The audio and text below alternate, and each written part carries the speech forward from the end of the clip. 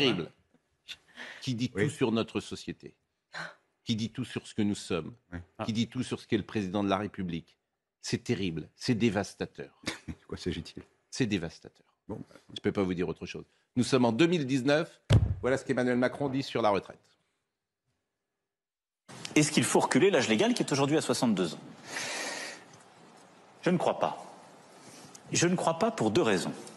La première, elle est un peu directe, c'est que je me suis engagé à ne pas le faire.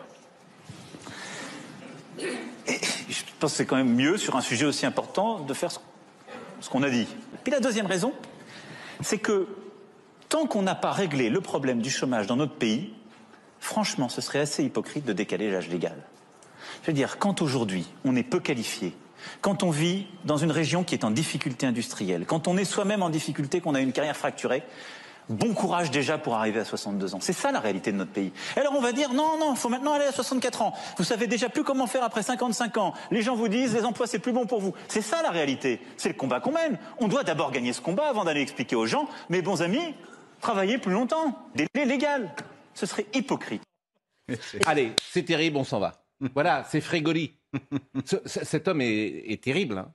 C'est-à-dire qu'il dit mot pour mot ce que dit Monsieur Martinez hier. À Philippe. C'est terrible. C'est les mêmes arguments. Donc moi, je pense qu'il faut l'utiliser toute la journée, Emmanuel Macron. Toute la journée, il faut écouter ça. Parce qu'on voit bien le rapport à la politique. Je passe mon temps à dire comment croire à ces gens-là.